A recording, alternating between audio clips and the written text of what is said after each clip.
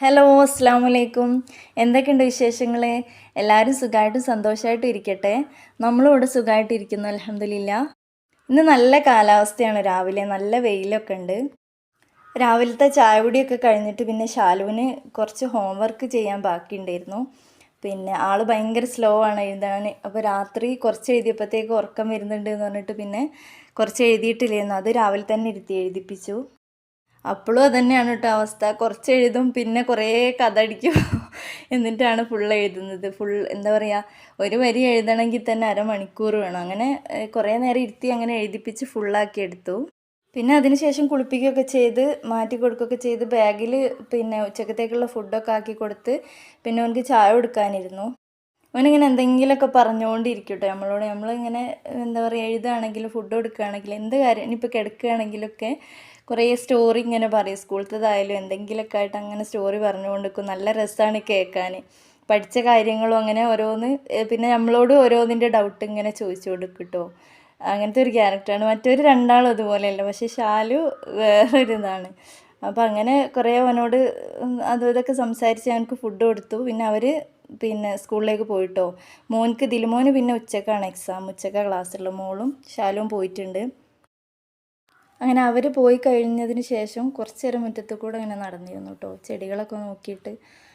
പിന്നെ ഞാനിതുപോലെ രാവിലെ എല്ലാവരും പോയി കഴിഞ്ഞാൽ മുറ്റത്ത് കൂടെ അങ്ങനെ നടക്കും കുറച്ച് നേരം. എന്തായാലും രാവിലെ കുറച്ച് തിരക്കുള്ള ഒരു ടൈമല്ലേ, കുറഞ്ഞ ടൈമിൽ നമ്മൾ ഒരുപാട് പണികൾ എടുക്കുന്ന ഒരു സമയമല്ലേ.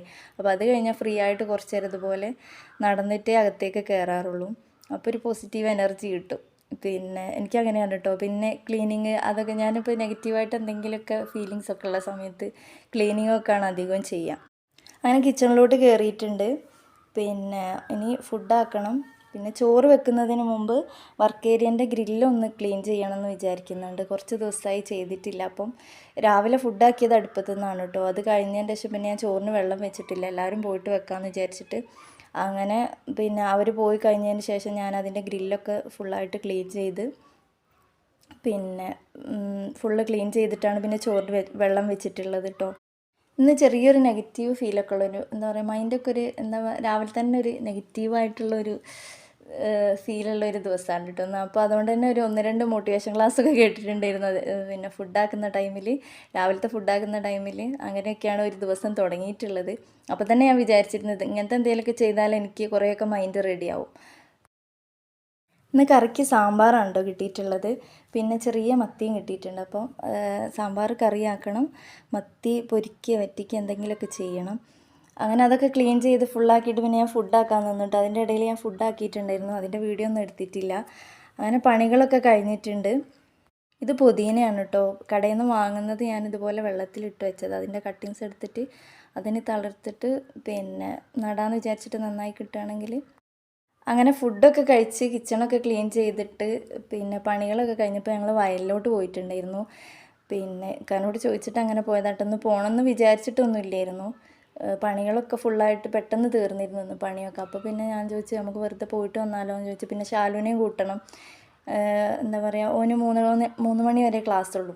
അപ്പം അവിടെ പോയി വരുമ്പോഴേക്കിനും ഓനെ കൂട്ടാനോ, ഓനെ കൂട്ടിയിട്ട് പിന്നെ വീട്ടിലോട്ട് വരാമല്ലോ എന്ന് വിചാരിച്ചിട്ട് അങ്ങനെ പോവാണ്. എനിക്ക് ഇവിടെ നമ്മളെ സ്ഥലത്ത് ഏറ്റവും ഇഷ്ടമുള്ളൊരു പ്ലേസാണ് കേട്ടോ ഇത്.